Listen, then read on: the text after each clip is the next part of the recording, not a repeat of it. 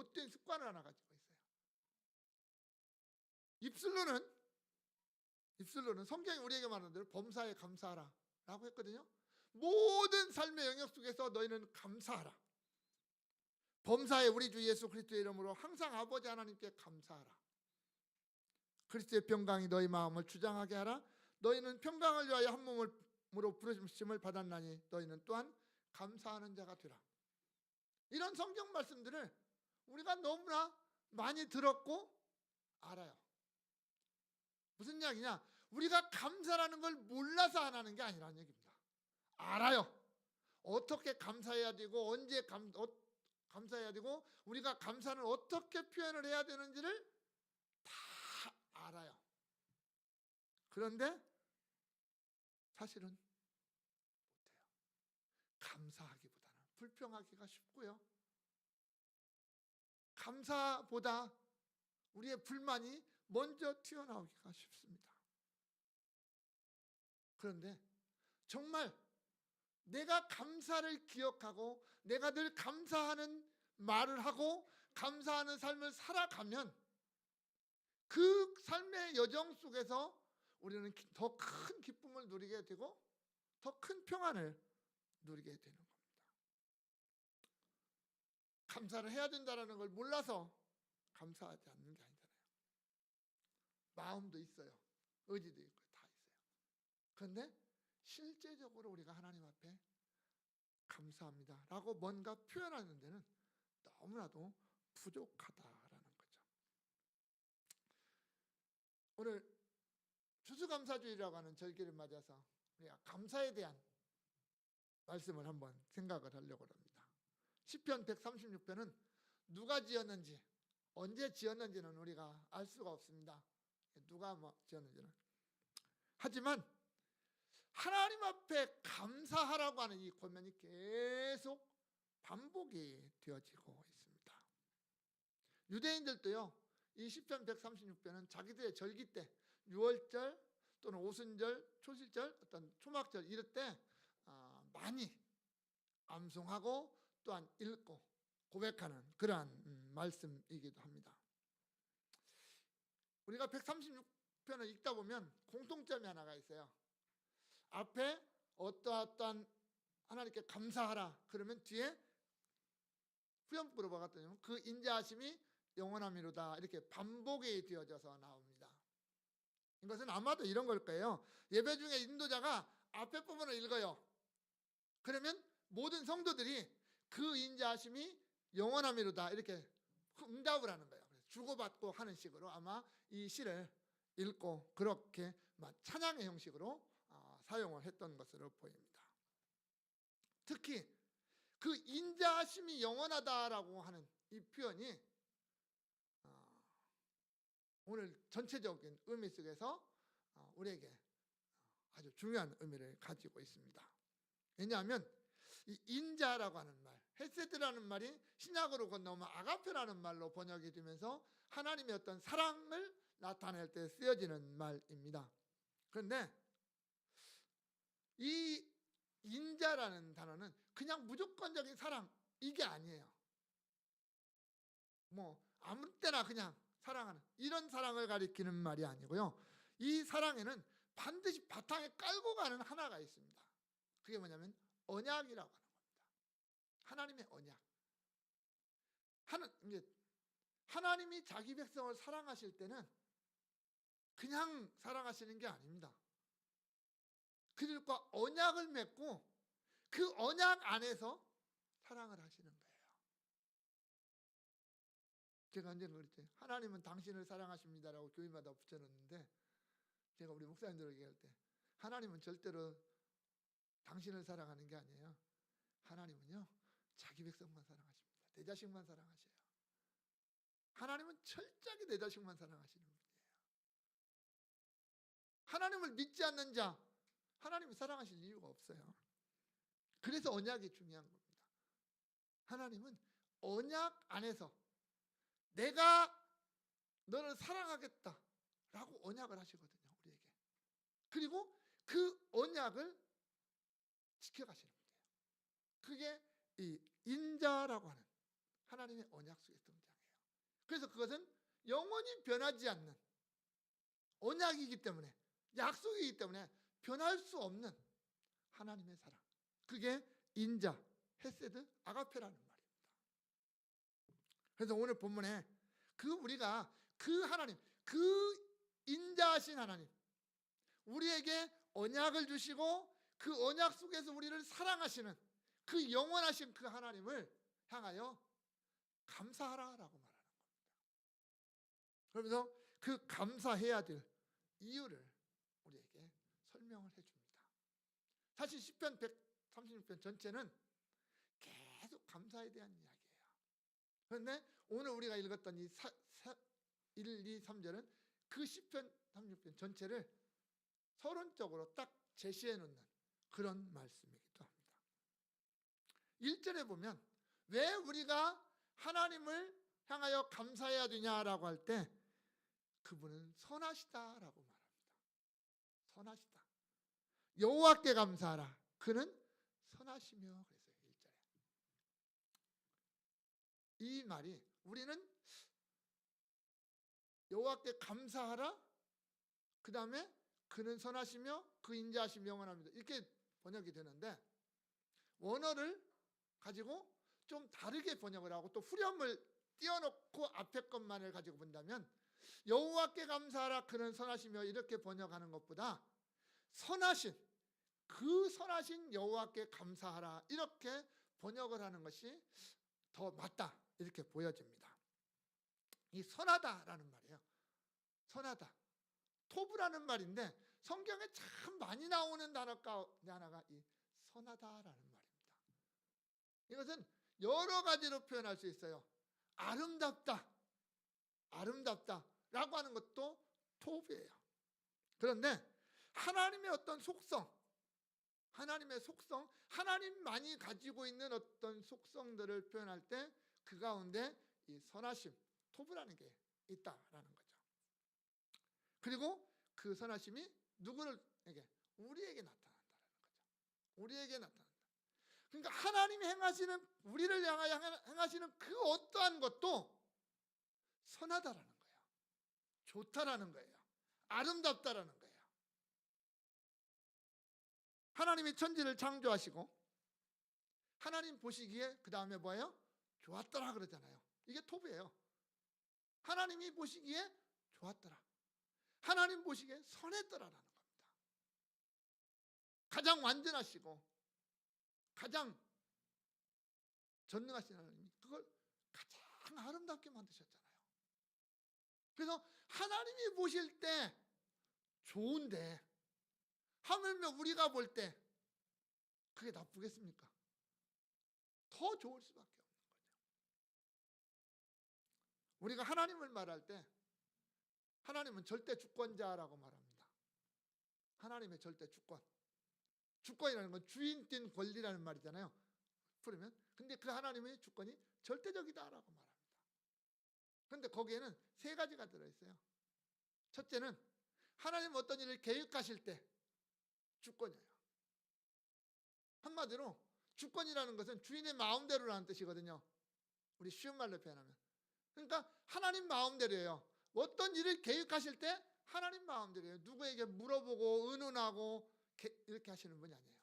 그냥 하나님 안에서 가장 전지하신 하나님이 하나님 마음대로 계획하셔요.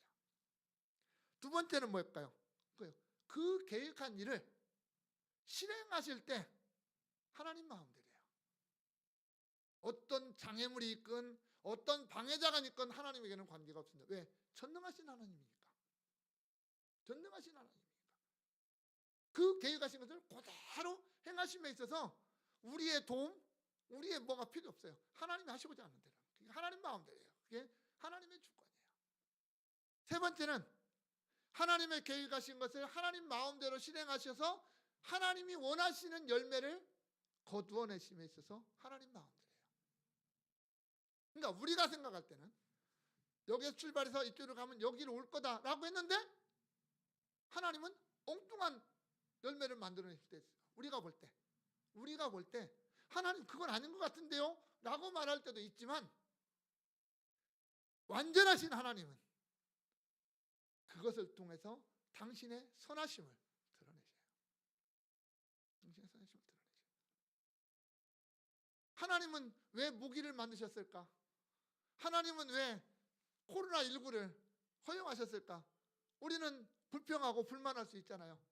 그러나 그 모든 것이 하나님의 주권을 벗어나서는 이루어지지 않는 거예요. 우리는 알지 못하지만, 나는 알지 못하지만 하나님은 분명히 그 일들을 통해서 하나님이 좋았더라라고 하는 그 열매를 맺어내신다는 거예요. 그게 하나님의 절대 주권이라는 거예요. 그래서 그건 바뀔 수가 없는 거예요. 그것은. 우리는 어떤 계획을 세우고 진행을 하다가 뭔가 잘못됐다 생각되면 바꾸기도 합니다. 그러잖아요. 수정을 하기도 하고 또는 돌아가기도 하고 지체되기도 하고 여러 가지 장애물들을 만납니다.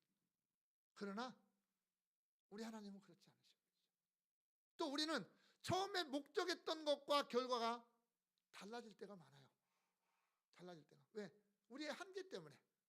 그러나 우리 하나님은 그러시지 않는 거예요. 정확하게 그 모든 것들을 당신이 원하시는 대로 이루신다는 거예요. 그게 선이에요. 우리 하나님은 그런 분이라는 말이에요. 그 선하심. 그 선하심이 누구를 향해 있느냐? 나를 향해 있습니다. 나를. 우리 예수 믿는 사람들, 하나님의 자녀들을 향해서 있어요. 이 온 우주 만물을 하나님이 운행하시면서 그것을 왜 운행을 하시느냐? 나 때문에 그래요. 나 때문에. 예수 믿는 나 한 사람 때문에 하나님이 이 세상을 존재하게 하신다. 이런 자부심 정도는 우리가 가지고 살아야 됩니다. 그런데 그 하나님 앞에 감사할 수 없다라고 말하면 그건 이상하잖아요. 저 하늘의 태양과 우리 공기와 물과 내가 살아가는 모든 환경이 나를 위해서 존재하게 만드셨는데, 하나님이 나를 위해서 존재하게 만드셨는데 그리고 그것을 하나님이 가장 좋다라고 여기시는데, 하나님이 가장 좋게 보신다요. 선하게 보신다니까요. 그런데 그런 하나님 앞에 내가 감사해야 되는 거 당연한 거 아닙니까? 하나님이 우리에게 언약을 맺으십니다. 성경에서 언약이라는 단어가 자주 등장을 합니다. 근데 하나님이 자기 백성과 언약을 맺을 때는 반드시 동일한 문구가 등장을 합니다. 딱 하나의 문구예요. 이것은 내가 예수 믿는 사람이면 반드시 머릿속에 기억하고 있어야 될 하나님과 나와의 언약을 우리가 한번 기억해야 됩니다. 한번 따라서 해봅시다. 너희는, 크게 따라서 하십시오. 너희는 모든 민족 중에서 내 소유가 되겠고 너희가 내게 대하여 제사장 나라가 되며 거룩한 백성이 되리라. 이게 언약이에요. 이것을 줄이면 이렇게 돼요. 나는 너희의 하나님이 되고 너희는 내 백성이 되리라. 이거예요. 그래서 신학자들은 이걸 언약 문구라고 말을 합니다. 하나님이 나의 하나님이 되고 내가 하나님의 백성이 되는 이 언약, 이건 내가 하고 싶어서 된 언약은 아니에요. 분명히 하나님이 나에게 찾아오셔서 나에게 그렇게 약속을 하시는 거예요. 내가 너 하나님 되고 넌 내 백성이야. 이거예요. 그렇게 되면 어떻게 되냐? 내가 하나님인 내가 너의 모든 걸 다 책임지는 거예요. 이 언약의 핵심은 그거예요. 내가 너에게 너의 모든 것 다 내가 책임진다.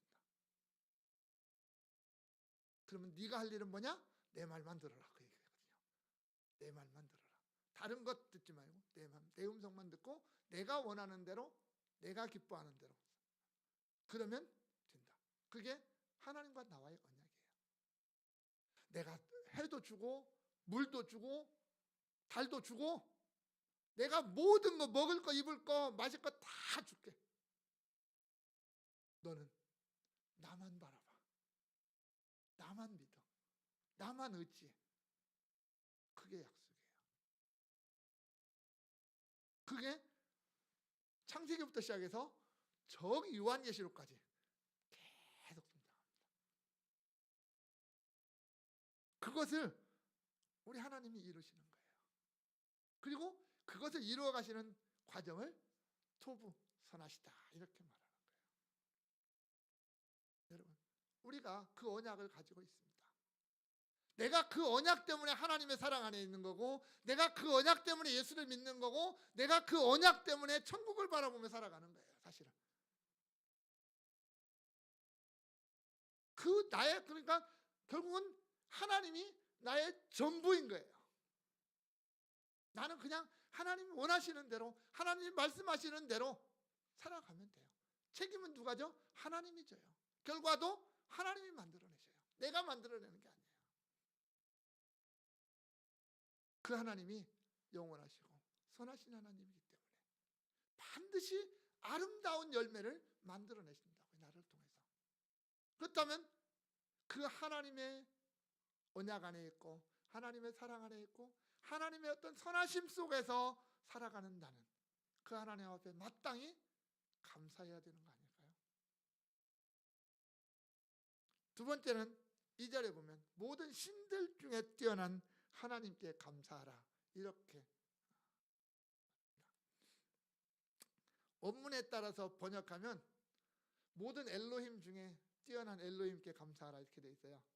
모든 신들 중에 뛰어난 신께 감사해라. 앞에 신과 뒤에 신이 똑같은 단어인데 의미는 달라요. 앞에 신 엘로힘은 이방의 신들을 가리키는 말이고, 뒤에 등장하는 신 엘로힘이라고는 똑같은 단어는 하나님 자신을 가리키는 단어예요. 그래서 모든 이방 신들보다 뛰어난 하나님께 감사하라 이런 말입니다. 따라서 우리는 여기에서는 좀 조심을 해야 돼요. 그러면 성경에서도 이방 신들을 인정하는 거 아니냐, 뭐 하나님 말고 다른 신들도 있다는 말이냐, 이렇게 말할 수 있지만 그것은 아닙니다. 성경은 결코 하나님 이외에 그 어떠한 신도 인정하지 않습니다. 왜냐하면 하나님 이외에 이 땅에 있는 모든 신이라고 말하는 존재들은 다 사람이 생각해내고 사람이 만들어낸 신이에요. 사람이 어느 날 모양도 만들고 어떤 그 정체도 만들고 해서 자기 신으로 섬겨요. 그런데 하나님은 그런 분이 아니에요. 하나님 자신이 인간에게 내가 누구다라고 말씀하시는 하나님이거든요. 너희가 생각해내고 너희가 정체성을 만들고 하는 그런 신이 아니라, 너희가 생각하는 대로 움직이는 신이 아니라 내가 신이고 너희가 내 마음대로, 내 뜻대로, 내 계획 속에서 내가 원하는 대로 움직여야 된다라고 말씀하시는 유일한 하나님이시거든요. 이 하나님이라는 말이 참 재밌어요. 성경에 하나님이 등장하고 여호와가 등장해요. 그죠? 여호와라는 말과 하나님이라는 말이 계속 반복해서 섞여서 때로는 같이 따로 이렇게 사용이 되어집니다. 그런데 성경에서 그 이름이 쓰여질 때는 거기에 합당한 목적이 있어요. 여호와라는 이름이 사용될 때는 왜 여호와라고 쓰여졌을까? 하나님이라는 표현이 등장할 때는 왜 하나님이라는 표현이 등장할까? 다르기, 약간의 어떤 강조하고자 하는 의미가 다르기 때문이에요. 여호와라는 이름이 강조될 때는 대부분 언약이 등장을 합니다.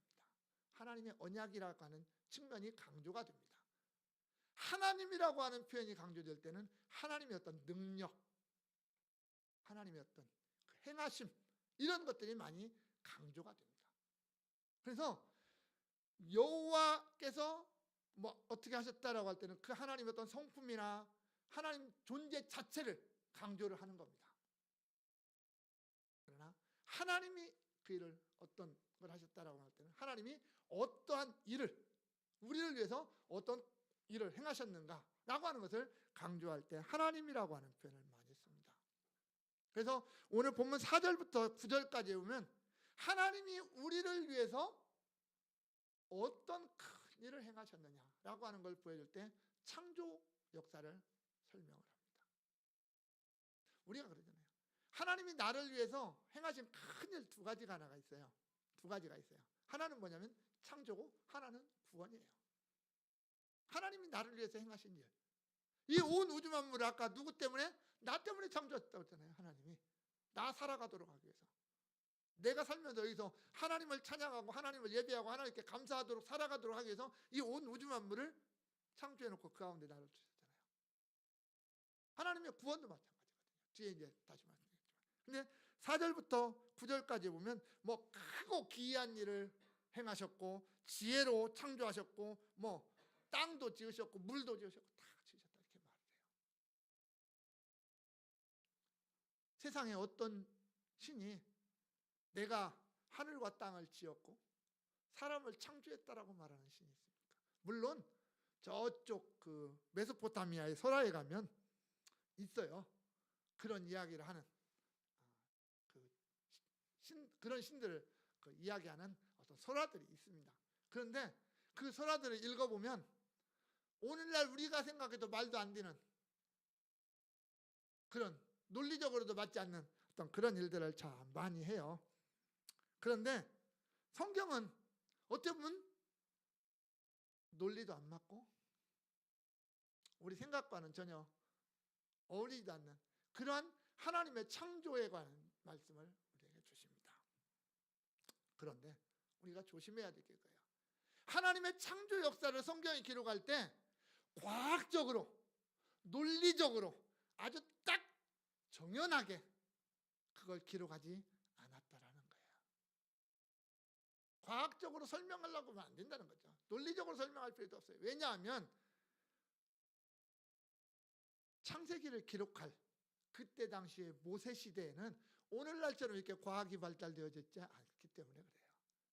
그 시대 사람들이 이해할 수 있는 수준에서 기록을 해야 될 거 아닙니까? 모세가 성경을 기록할 때 3000년 후에 나타날 우리 후손들을 위해서 성경을 기록했느냐? 아니거든요. 모세가 성경을 기록할 때는 지금 자기 눈앞에 있는 이스라엘 백성들, 애굽에서 430년 종살이하고 나온 그 이스라엘 백성들이 알아듣기 쉽게 그들이 이해할 수 있게 성경을 기록할 수밖에 없잖아요. 그렇게 기록하는 거잖아요. 그것을 3000년이 지난 오늘날 우리가 이게 논리에 맞지 않네, 과학에 맞지 않네 라고 말을 하는 것은 뭔가 아주 이상한 거죠. 성경은 우리에게 과학을 설명해 주는 책이 아니에요. 하나님이 천지를 창조하셨다라고 하는 이 어마어마한 사실을 우리에게 가르쳐 주시고 그걸 믿게 하기 위해서 기록해 놓은 거지, 하나님이 뭐 태양이 어쩌고 저쩌고 그것을 뭐 핵폭발 어쩌고 이것 하나님이 가르쳐 주시기 위해서 성경을 기록한 건 아니잖아요. 하나님이 그걸 다 창조하셨고 하나님이 그것을 운행하고 계시고 그것을 통해서 하나님이 언약을 맺은 그 자기 백성들을 하나님이 창조하신 세상 속에서 살아가도록 하나님이 지켜주시고 보호하시고 인도하신다라는 것을 우리에게 가르쳐 주고 있을 뿐이에요. 더 이상 깊이 들어가려고, 성경책 가지고 더 깊이 들어가려고 하지 말자라는 거예요. 그런데 하나님이 그 모든 것을 창조하신 하나님께 감사하라 해놓고 그 다음에 뭐라 그래요? 그 인자하심이 영원함이로다 이렇게 말을 해요. 왜 하나님이 그 온 우주 만물을 그렇게 아름답게 창조하셨느냐? 그 인자하심이 영원하기 때문이다 이렇게 말하는 거예요. 지금 오늘 성경의 논리대로 가면은 하나님이 해와 달과 별을 지으시고 모든 창조하신 것을 결국은 무엇을 위해서? 하나님이 언약 안에 있는 그 백성들을 위한 사랑 때문에, 그 사랑 때문에 그 모든 것을 만드셨다. 다시 쉽게 표현하면 하나님이 태양을 왜 만들었냐? 오늘 나를 사랑하시기 때문에 만드셨어요. 밤하늘에 떠있는 달과 별들을 하나님이 왜 만드셨느냐? 하나님이 내가 너를 사랑할 거야 라고 말씀하신 그 사랑의 언약 때문에 만드셨다라는 거예요. 우리가 그 사실을 생각한다면 얼마나 하나님 앞에 감사할 수 있겠습니까? 내 눈에 보이는 모든 것들이 하나님이 나를 위해서 창조하셨다. 하나님이 나를 너무나 사랑하셔서 창조하셨다. 내가 하나님을 알기도 전에 하나님이 나를 사랑하셔서 예수 주고 십자가도 주고 다 주고 줘서 나를 구원해 내놓고 그 구원받은 나에게 이렇게 말씀하시는 거예요. 내가 이 태양 왜 만든지 아냐? 내가 너를 너무나 사랑해서 만들었어. 네가 이 땅에서 살아갈 수 있도록. 이 지구도 만들었고 달과 별도 만들었고 모든 생물들도 다 너를 위해서 창조했어. 이렇게 말씀하시는 거예요. 그 하나님을 향하여 우리가 마땅히 감사해야 되지 않겠습니까? 그 하나님을 찬양해야 되지 않겠습니까? 그게 내가 하나님 백성 된 참된 모습 아니겠습니까? 세 번째는 주들 중에 뛰어난 주께 감사하라 이렇게 말합니다. 주인이에요. 주인. 하나님만이 내 주인이라는 거예요. 하나님만이 나의 주인이다. 왜 하나님이 내가 너의 주인이야 라고 말씀하실 수 있을까? 하나님이 우리를 향해서 왜 내가 너의 주인이야 라고 당당하게 말씀하실 수 있을까? 그것은 앞에 말했던 창조와 구원이라고 하는 두 가지 때문에 그래요. 앞에서 구원에 대한 얘기, 창조에 대한 얘기를 했죠. 4절에서 9절까지. 10절 이하에 쭉 보면 24절까지는 하나님이 왜 내가 너의 주인이냐라는 거에 대해서 쫙 설명하는데 그게 뭐냐면 구원이에요. 이제 구원에 대한 얘기를 하는 거예요. 내가 애굽에서 너희를 구원해냈어. 이거예요. 내가 애굽에서 너희를 구원해냈어. 너희가 나를 알지 못하고 있을 때, 너희가 정말 하나님의 백성이 아닌 바로의 백성으로 살고 있을 때, 당당한 하나님의 언약의 자녀가 아닌 애굽의 노예 종으로 살고 있을 때 내가 너희를 건져냈다. 이끌어냈다. 구원해냈다. 그걸로 끝난 게 아니죠. 내가 너희를 광야 40년 동안 내가 너희를 인도하고 인도하셨다. 홍해도 갈랐습니다. 홍해를 갈랐어요. 말도 안 되는 일을 했어요. 광야에서 저들이 살아가는데 40년을 사는데 매일같이 저들에게 만나라고 하는 양식을 먹였습니다. 만나라고. 농사를 지은 것도 아닙니다. 저희들이 농사 지은 게 아니잖아요. 저희들이 땀을 흘려서 수고를 해서 얻은 게 아니에요. 아침에 그냥 나가보면 바닥에 깔렸어요. 그냥 한 90cm 높이로 쫙 깔렸어요. 그러면 그냥 걷어다가 그게 좀 딱딱했는가 봐요. 알겠니까 어떻게 빻아서 가루를 만들어서 떡도 해먹고 과자도 만들어 먹고 먹고 싶은 대로 자기들이 그거 갖고 요리해서 먹었어요. 하나님 이거 갖고 가서 너희들은 이거 갖고 빵만 만들어 먹어라, 이거 갖고 뭐 과자만 만들어 먹으라 안 했어요. 그냥 주셨어요. 먹는 건 니들 마음대로예요. 어떻게 먹든지 간에. 그렇게 해서 먹였어요. 40년을 먹였어요. 고기 달라고 애원하니까 메추라기, 이건 뭐야, 새예요, 새. 뭐 오늘날 크기로 보면 뭐 약간 비둘기보다 좀 작은 정도의 어떤 새라고는 얘기를 하는데 뭐 저도 얼마나 큰지는 모르겠어요. 우리가 말하는 메추리는 아닙니다.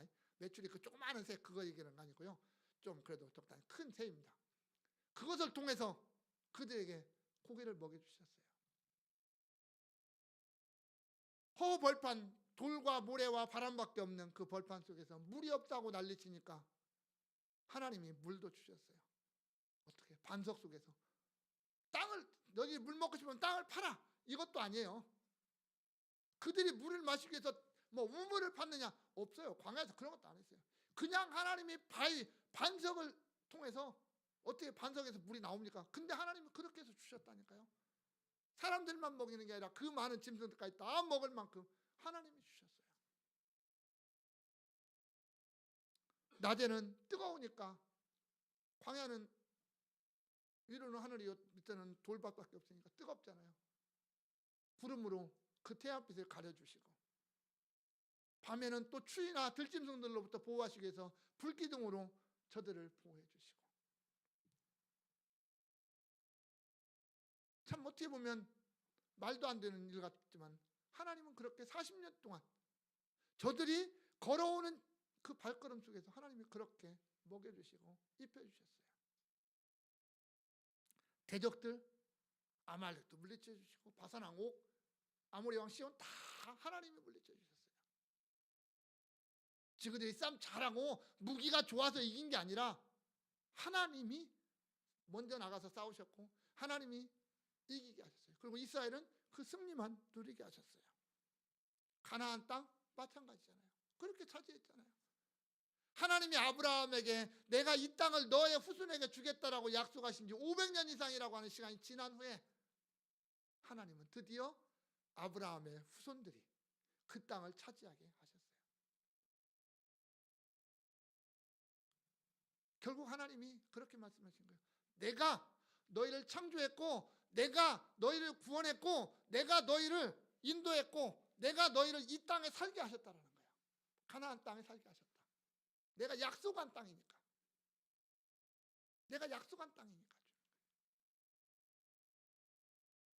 2차 세계대전이 끝난 다음에 영국이 이스라엘을 독립시켜주기로 약속을 했거든요. 그리고 거기서 이제 많이 갖다 썼거든요. 어디를 줄 거냐 이거예요. 이스라엘을 독립을 시켜야 되는데 이스라엘 땅에는 이미 누가 살고 있어요? 아랍인들이, 팔레스타인 사람들이 살고 있잖아요. 그래서 영국이 제안을 했어요. 자기들은 식민지가 많잖아요. 영국은 식민지가 많아서 여기 줄까 저기 줄까 이제 타협을 하는 거예요. 유대인들하고 이스라엘 어디다가 세울 거냐라고 타협을 하려고 제안을 했어요. 그런데 유대인들이 다 거부했어요. 얼마나 좋은 땅 주겠다고 약속했겠습니까? 진짜 좋은 땅들을 약속을 했거든요. 근데 다 거부하고 우리는 어디로 가야 된다?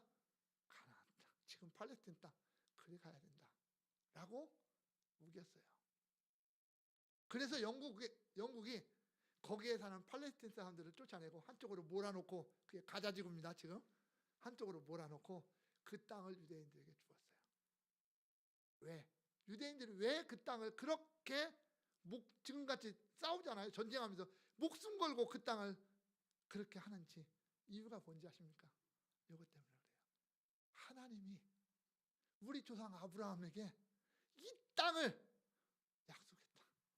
이것 때문에 유대인들이 지금 그 목숨 걸고 싸우고 있는 거예요. 괜히 싸우는 게 아니에요. 이스라엘 땅 가보신 분 뭐 TV나 보세요. 그 땅이 얼마나 좋습니까? 그 땅보다 훨씬 좋은 땅이 전라북도 익산 김제에 가면 있어요. 평야 곡식 벌판들. 거기는 그런 벌판 구경도 못합니다. 그 척박한 땅. 그럼에도 불구하고 거기를 차지하려고 하는 거죠. 하나님이 우리에게 주신 땅이라는 거거든요. 약속한 땅. 이스라엘 백성들이 지금도 그것 때문에 싸워요. 하나님이 주셨어요.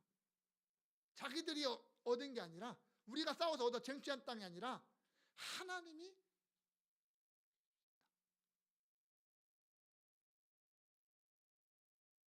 그래서 주인인 거예요. 내가 너 창조도 했고 구원도 했고 내가 지금 살아가게는 모든 거 다 내가 너에게 준 거야.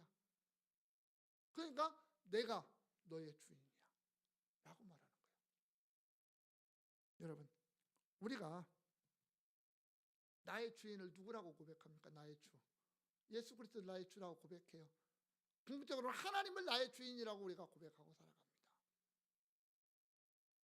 그냥 단순히 하나님 나의 주인입니다가 아니에요.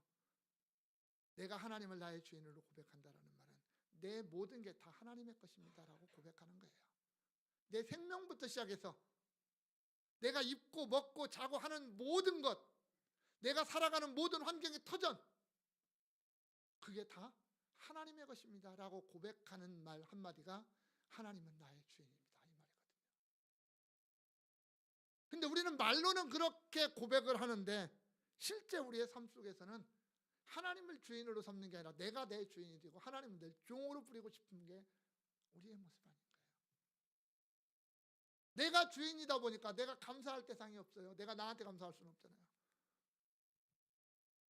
내 주인이신 하나님, 그 완전한 주인이신 하나님을 우리가 바라본다면 감사할 수밖에 없는데, 그 하나님이 아닌 나를 쳐다보고 내가 주인이 되다 보니까 감사가 우리에게서 사라지고 말았다라고 하는 거죠. 여러분,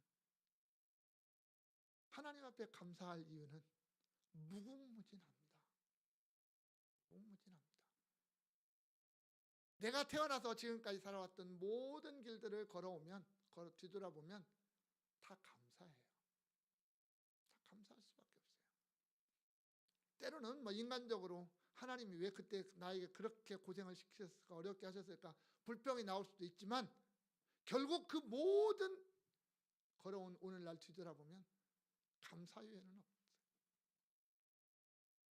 감사 외에는 없어요.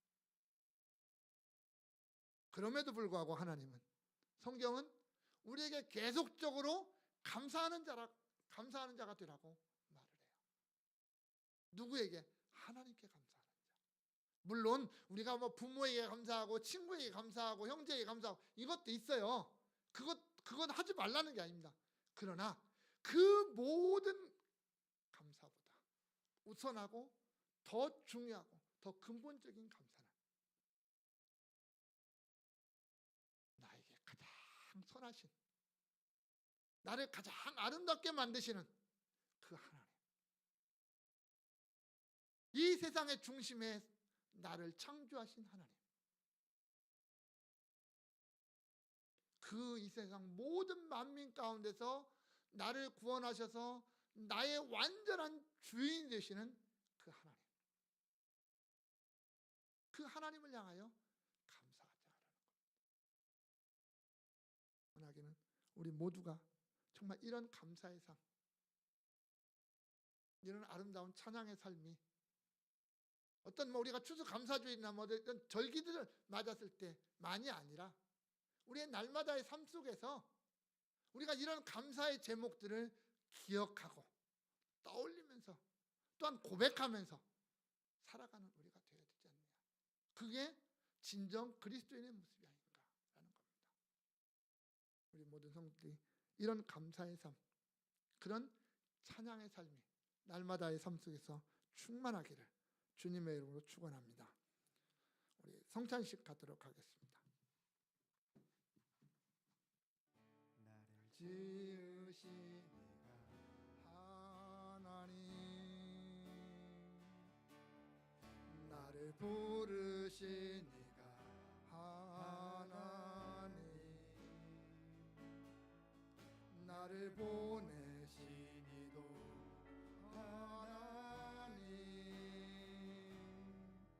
나의 나 된 것은 다 하나님 은혜라. 나의 달려갈 길 다가도록, 나의 달려갈 길 다가도록, 나의 마지막 호흡 다하도록 나로 그 십자가 품게 하시니 나의 나 된 것은 다 하나님 은혜라. 한량없는 은혜, 갚을 길 없는 은혜, 내 삶을 에워싸네. 하나님의 은혜,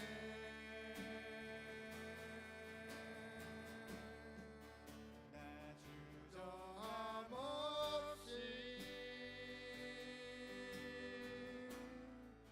그 땅을 밟음도 나를 붙드시는